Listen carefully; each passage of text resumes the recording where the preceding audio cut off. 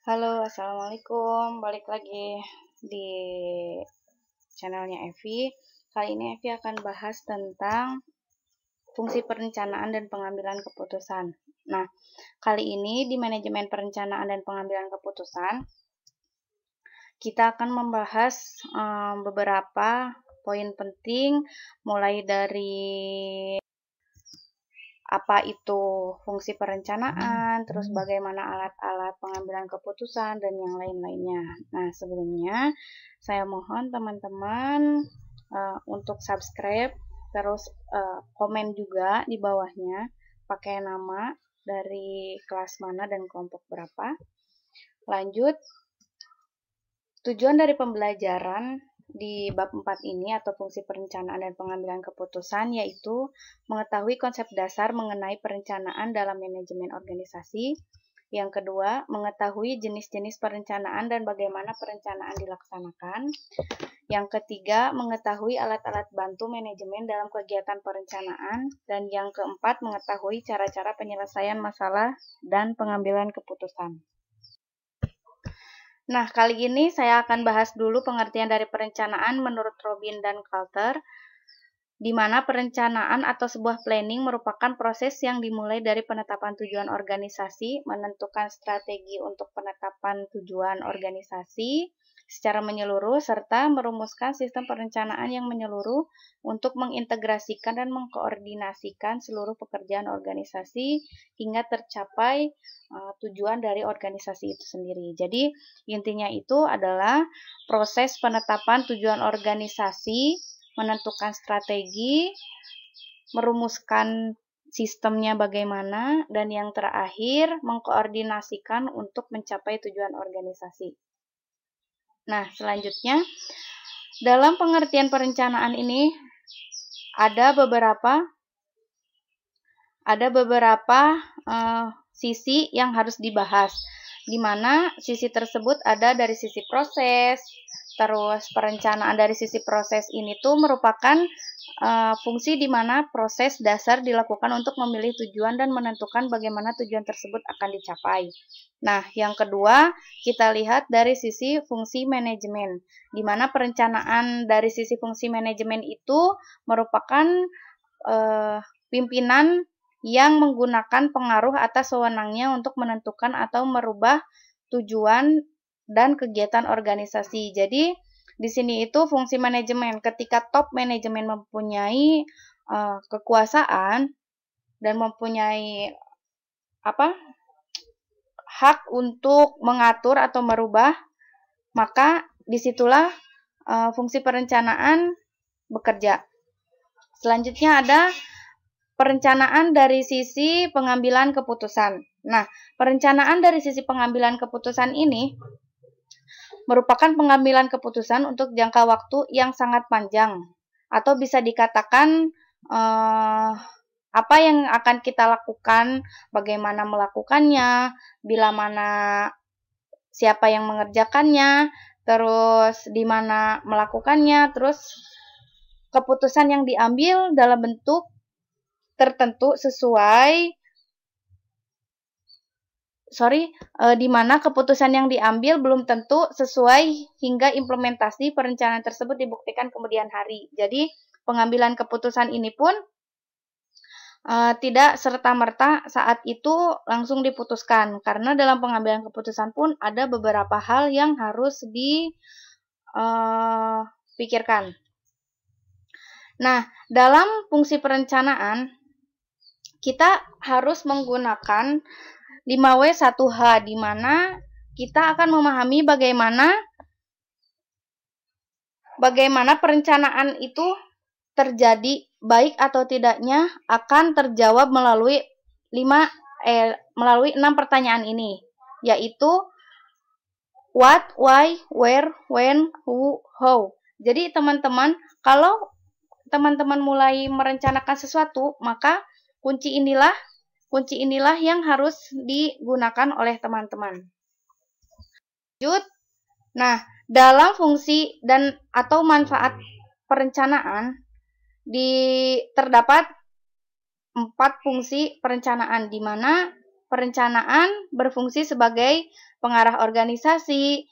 Yang kedua, perencanaan sebagai minimalisasi ketidakpastian. Yang ketiga, perencanaan sebagai minimalisasi inefisiensi sumber daya. Dan yang keempat, perencanaan atau manfaat dari perencanaan itu sebagai penetapan standar dan pengawasan kualitas. Di mana dengan adanya fungsi perencanaan, perusahaan akan dengan mudah mengatur dan menetapkan standarisasi tujuan yang akan dicapai oleh perusahaan, sehingga dapat berjalan efektif dan efisien. Nah, selanjutnya teman-teman, kita akan membahas tentang planning requirement atau persyaratan perencanaan. Apa aja sih dalam perencanaan yang harus tercapai? Nah, ada pertama, kita harus memiliki perencanaan yang faktual dan realistis, di mana perencanaan ini tuh dirumuskan oleh perusahaan sesuai dengan fakta dan wajar untuk dicapai dalam kondisi tertentu yang dihadapi perusahaan. Nah, yang keduanya, persyaratan perencanaan yaitu logis dan realistis, di mana perencanaan apa yang akan dirumuskan dapat diterima oleh akal sehingga rencana bisa dijalankan. Jadi, ketika kita membuat perencanaan, maka harus masuk akal dan harus bisa dijalankan. Yang ketiga yaitu fleksibel, di mana perencanaan tidak kaku, tidak melulu sesuai dengan SOP, dan harus beradaptasi sesuai dengan kondisi yang terjadi yang sedang dihadapi. Jadi jangan kaku banget karena SOP-nya seperti ini, padahal keadaannya sedang genting dan penting. Nah, selanjutnya yaitu komitmen.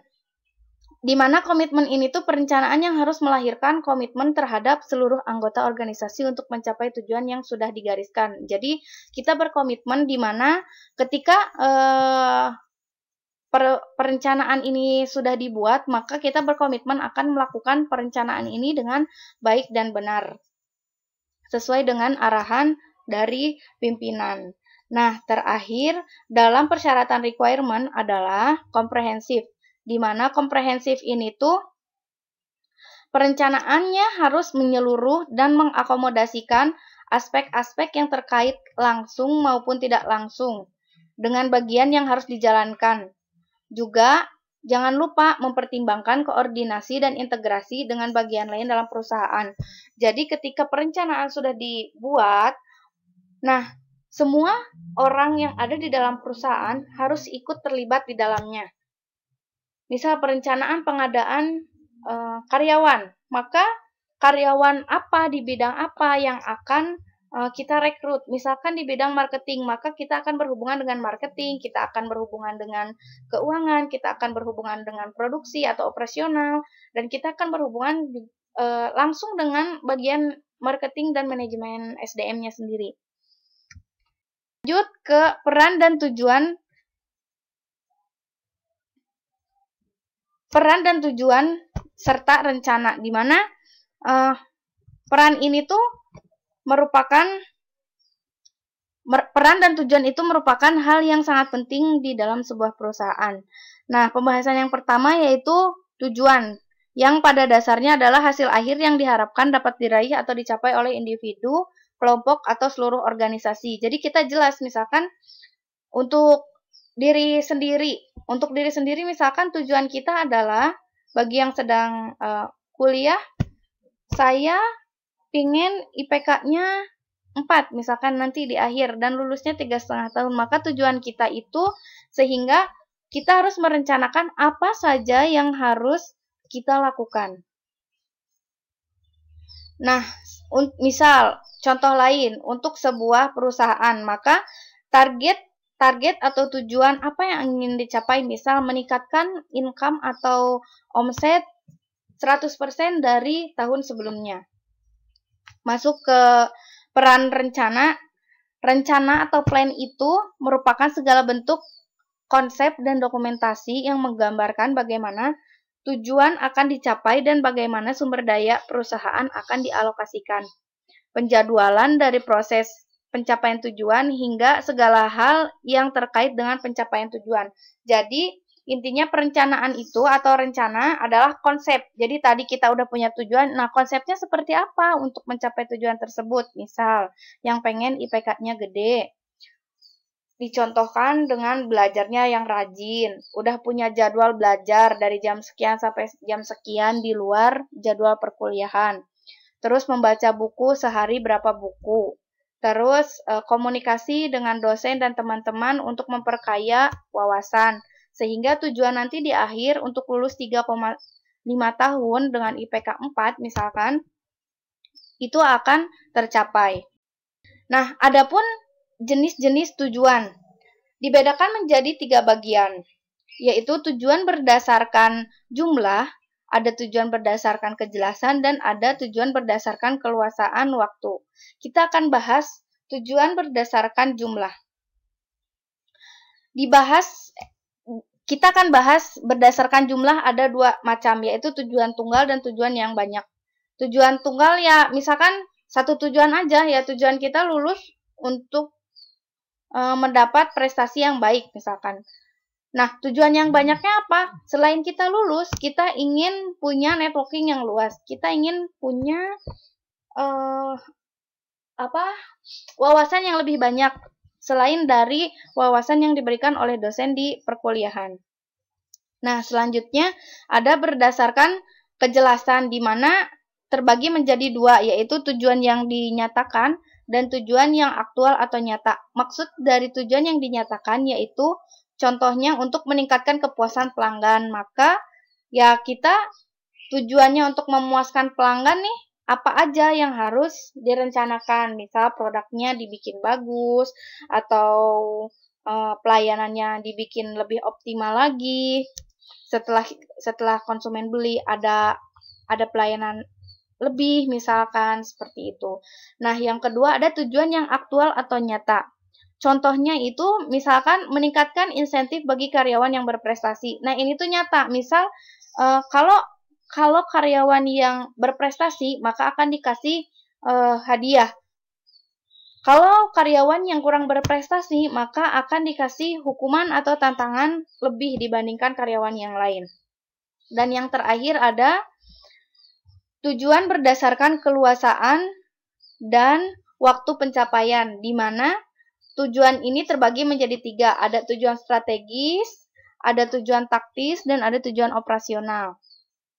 Apa sih tujuan strategis? Tujuan strategis yaitu tujuan yang ingin dicapai dalam waktu yang relatif lama. Misalkan dalam kurun waktu 5 tahun menjadi market leader di makanan siap saji. Misalkan target waktu dalam 3,5 tahun menjadi mahasiswa berprestasi, IPK-nya 3,9 atau 4.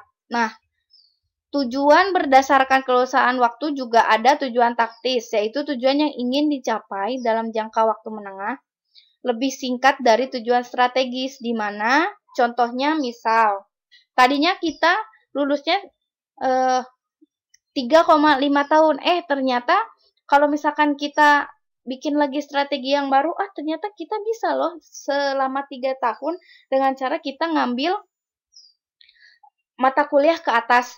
Itu untuk yang kuliah. Nah, untuk yang bisnis bagaimana? Contohnya misalkan dalam tempo 3 tahun kita bisa meningkatkan pangsa pasar sebesar 30%. Nah, yang terakhir ada tujuan operasional, di mana tujuan operasional ini tuh merupakan tujuan yang mau dicapai dalam satu periode kegiatan perusahaan. Biasanya proyekan gitu, yaitu jangka pendek ya, jatuhnya ke 6 sampai 1 tahun. Nah, misalkan dalam 1 tahun ini di semester 1 atau 2, teman-teman pengen IP-nya, indeks prestasinya itu dapat 4 gitu kan, otomatis di 2 semester itu nggak boleh ada yang B, A. Nah, kayak gitu. Dan untuk yang tidak kuliah, itu bisa contohnya misalkan meningkatkan penjualan makanan setiap saji sebesar 20% pada setiap outlet atau cabang yang dimiliki oleh perusahaan. Nah, itu jenis dari tujuan. Selanjutnya, lihat lebih MBO ini tuh terlihat lebih terstruktur, namun ada kekurangan dan kelebihan dari MBO sendiri. Pertama, dari sisi kekuatannya, MBO melakukan integrasi fungsi perencanaan dan pengawasan ke dalam suatu sistem yang rasional dalam manajemen. Yang kedua, mendorong organisasi untuk menentukan tujuan dari tingkatan atas hingga tingkatan bawah dari struktur. Terus MBO memfokuskan pada hasil akhir daripada niat yang baik maupun faktor personal. MBO juga kekuatannya itu mendorong adanya manajemen diri dan komitmen terhadap setiap orang melalui partisipasi pada setiap tingkatan manajemen dalam penentuan tujuan. Nah, kelemahan dari MBO dianggap terlalu menyederhanakan kegiatan dengan berusaha untuk menyelesaikan segala sesuatu. Biasanya MBO itu yang penting tujuannya tercapai, padahal pada saat pengerjaan itu tidak sesederhana yang dipikirkan atau direncanakan. Yang kedua yaitu secara cepat akan ditolak oleh manajer yang memiliki gaya yang otoriter. Jadi misalkan dia manajer yang cuman menurut saya bagus, tapi menurut orang lain tidak. Nah, kayak gitu tuh MBO itu akan ditolak. Karena mereka melakukan gaya-gaya birokrasi dan tidak fleksibel atau ketat juga. Nah, kelemahannya juga yaitu memerlukan banyak waktu dan usaha dalam implementasinya. Tadi dibilang, kalau perumusannya terlihat mudah, tapi ternyata pelaksanaannya atau pencapaiannya itu tidak semudah perencanaan yang dibuat. Adapun MBO dapat menjadi tantangan bagi manajer yang kurang memiliki kualifikasi yang baik, sehingga aduh masalah besar nih, aku seorang manajer nggak akan bisa nih kalau misalkan ada project mau menggunakan MBO. Maka dari situ akan terlihat apakah dia memiliki kualitas yang baik atau. Nah, untuk membantu perencanaan ada 3 alat bantu, di mana 3 alat bantu ini tuh sering digunakan oleh perusahaan, dan ini juga biasanya sering digunakan oleh mahasiswa. Pertama ada bagan arus atau flowchart. Aduh, sorry teman-teman, ada gangguan. Nah, contohnya tuh seperti ini. Teman-teman pernah melihat enggak atau pernah merasakan? Teman-teman pasti sudah pasti melakukan flowchart seperti ini. Contohnya misalkan untuk membayar registrasi sampai kita lunas.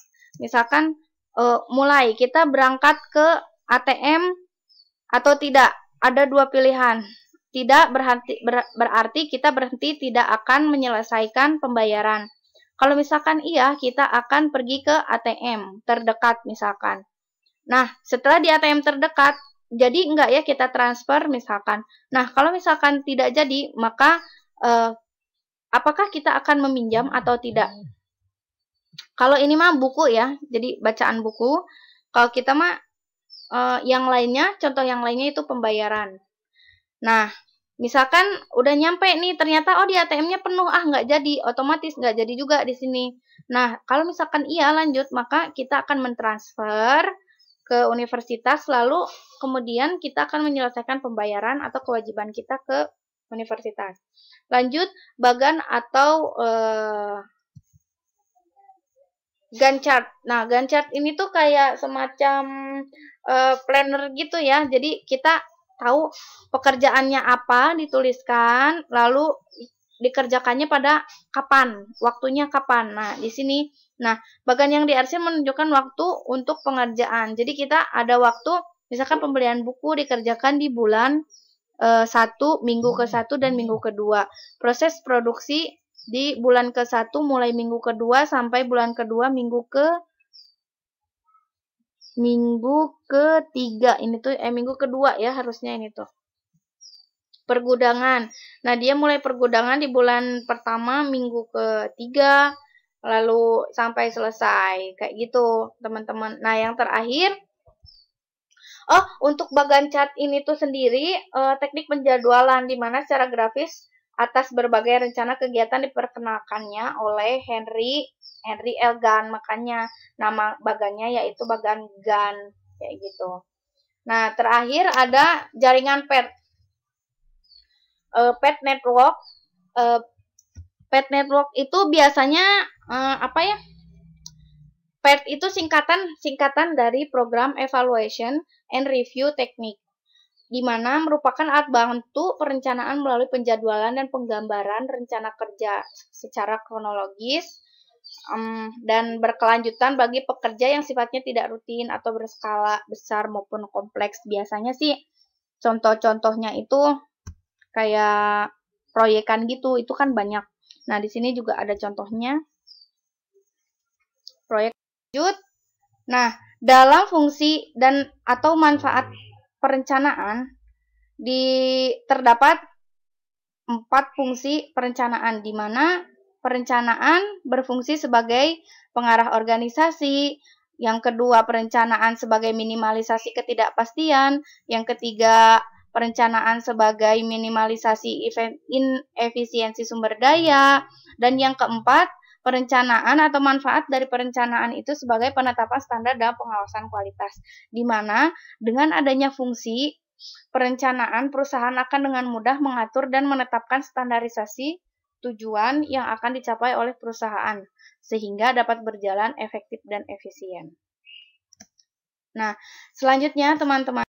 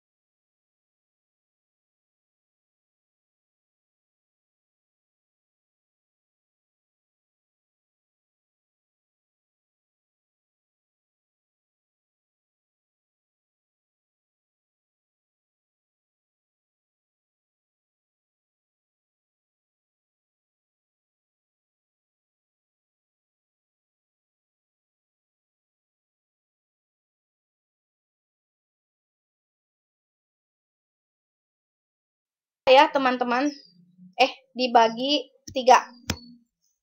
Salah, bukan dibagi 2, dibagi 3. Yang pertama, pengambilan keputusan itu dilihat dari pada saat keadaan yang pasti. Maksudnya adalah keadaan di mana organisasi atau perusahaan memiliki informasi yang lengkap mengenai suatu lingkungan yang dihadapi sehingga estimasi mengenai masa depan dapat dipastikan. Nah, teman-teman, contohnya itu yang pasti, misalkan, oh ternyata kita sudah tahu mata kuliah apa untuk mencapai sarjana. Untuk Fakultas Ekonomi, misalkan ada 144 SKS yang harus ditempuh. Nah, kita udah tahu. Maka, apa yang harus kita putuskan adalah belajar dengan rajin, direncanakan, terus perencanaannya yang bagus, kayak gitu. Jadi bisa diestimasikan.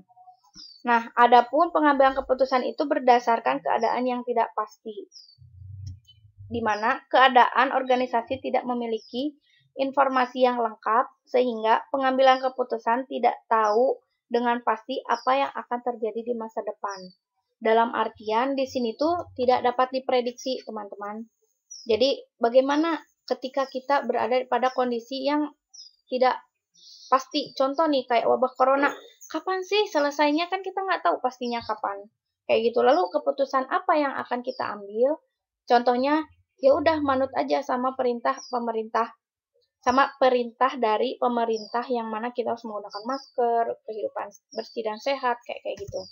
Nah, yang terakhir untuk pengambilan keputusan itu pada kondisi yang mengandung resiko atau risk condition, di mana keadaan organisasi memiliki informasi tetapi tidak lengkap pada kondisi yang pasti, namun lebih baik dibandingkan dengan kondisi yang tidak pasti. Nah, ini merupakan kondisi yang sangat buruk dibandingkan dan ini. Tapi ini lebih buruk daripada yang pasti, kayak gitu.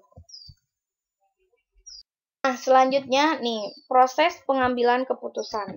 Pertama, ada investigasi situasi. Yang kedua, penentuan alternatif. Yang ketiga, penilaian alternatif dan penentuan keputusan. Dan yang keempat, implementasi dan pengawasan. Di mana investigasi ini tuh prosesnya identifikasi masalah, mendiagnosa penyebab, masalahnya apa, identifikasi tujuan, apa sih tujuannya gitu. Terus apa sih rencananya? Terus nanti kayak gimana keputusannya, kayak gitu.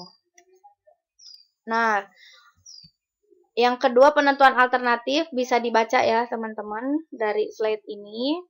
Pembahasannya juga nggak jauh-jauh dari poin-poin ini, teman-teman pasti paham. Nah, selanjutnya ada tahap evaluasi. Tahap evaluasi dari pengambilan keputusan. Contohnya, ini dalam pengambilan keputusan, apakah alternatif yang ada memungkinkan? Kalau misalkan tidak memungkinkan untuk dilaksanakan, maka dibatalkan saja.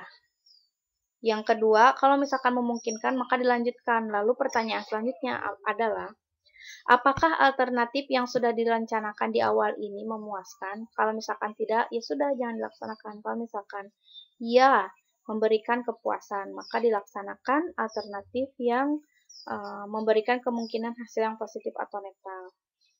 Kalau misalkan ia memberikan kemungkinan hasil yang positif, maka lakukan evaluasi lanjutan. Kalau tidak, ya sudah berhenti saja di alternatif yang memuaskan. Seperti itu teman-teman. Nah, terakhir keterbatasan dalam pengambilan keputusan. Teman-teman bisa lihat bagannya, di mana pengambilan keputusan itu terbatas dalam beberapa hal, baik itu sumber daya, informasi, keterbatasan ingatan, dan keahlian. Kayak gitu. Jadi ini untuk top manajemen, middle management, dan ini untuk supervisor. Kayak gitu. Nah, terbatasnya itu di apa? Di sumber daya, informasi, ingatan, dan masalah keahlian. Lalu bagaimana memperbaiki keputusan? Nah, teman-teman, untuk memperbaiki keputusan ada 3 poin. Poin pertama adalah penggunaan aturan terhadap alternatif keputusan, di mana ada kriteria prioritas dan kriteria minimum. Kriteria prioritas merupakan alternatif keputusan yang disusun berdasarkan prioritas dari yang tertinggi hingga terendah. Misalkan ini penting atau tidak penting. Terus kriteria minimum yaitu keputusan yang diambil berdasarkan persyaratan minimum yang harus dipenuhi. Kalau misalkan minimum kriterianya gimana? Kalau misalkan maksimum kriterianya kayak gimana? Nah, yang kedua ada pengujian terhadap berbagai alternatif keputusan. Pengujian ini biasanya dilakukan dengan melakukan berbagai simulasi. Misalkan, perusahaan retail atau perdagangan dapat mengambil 3 alternatif strategi. Contoh nih, biar laku produknya, biasanya kita menemukan di toko-toko, beli 2 gratis 1. Nah, itu tuh maksudnya itu adalah menguji keputusan apakah si pembeli akan beli atau enggak dengan kita ngasih diskon beli 2 gratis 1. Atau misalkan kita ngasih kupon makan gratis ketika si marketing si konsumennya beli minimal 100.000, berarti kan otomatis mau nggak mau konsumen harus belanja 100.000 untuk mendapatkan kupon tersebut. Itu juga sebagai pengujian terhadap alternatif keputusan apakah si konsumen itu akan beli atau tidak. Nah, terakhir biasanya suka ada diskon 70%, tapi ternyata harganya di-up dulu, dinaikkan dulu. Nah, itu juga merupakan sebuah keputusan apakah si konsumen itu mau beli atau tidak. Nah, cara memperbaiki keputusan yang ketiga adalah pengambilan keputusan secara berkelompok. Biasanya ini ada beberapa teknik. Pertama ada diskusi atau brainstorming dilakukan untuk memperoleh ide sebanyak-banyaknya dari berbagai pihak alternatif. Keputusan semakin banyak, tapi semakin sulit untuk diambil. Ini kayak diskusi gitu contohnya. Ada juga teknik kelompok nominal. Apa itu teknik kelompok nominal? Nah, teknik kelompok nominal adalah bagaimana kita meminta setiap individu memberikan penilaian terlebih dahulu. Lalu kemudian didiskusikan dengan kelompok. Kemudian nanti di kelompok tersebut mengambil keputusan berdasarkan suara terbanyak melalui pilihan secara tertutup dan rahasia. Contohnya voting, kayak gitu teman-teman. Voting pemilihan presiden, nah kayak gitu contoh untuk kelompok nominal. Nah, untuk teknik Delphi, ini teknik Delphi mirip dengan nominal, di mana orang-orangnya udah ditentukan keahliannya, misalkan ini ahli ekonomi, ini ahli manajemen, ini ahli apa gitu. Nah, dia ini tuh akan membahas masalah sesuai dengan keahliannya, kayak gitu. Sesuai diskusi. Jadi kan kalau misalkan teknik nominal mah sesuai dengan vote terbanyak, maka keputusan diambil. Nah, kalau ini mah enggak, berdasarkan keahliannya. Kalau misalkan ahli ekonomi, oh ternyata biar tidak inflasi, duitnya jangan kebanyakan dikeluarin, kayak gitu, menurut ahli ekonomi. Nah, menurut ahli manajemen, nah caranya di-manage dengan cara tidak selalu menghambur-hamburkan uang gitu kan, atau menimbun uang. Kayak gitu teman-teman. Nah, di pertemuan kali ini kayaknya dicukupkan sekian. Silahkan teman-teman tanyakan apabila ada beberapa hal yang tidak dipahami dalam pemaparan ini. Mohon maaf kalau misalkan ada berisik-berisik, dan mohon maaf juga kalau misalkan ada yang kurang-kurang jelas kayak gitu. Semoga teman-teman dapat mendapatkan manfaat dari materi ini. Sekian dari saya. Stay safe, tetap jaga diri. Assalamualaikum warahmatullahi wabarakatuh.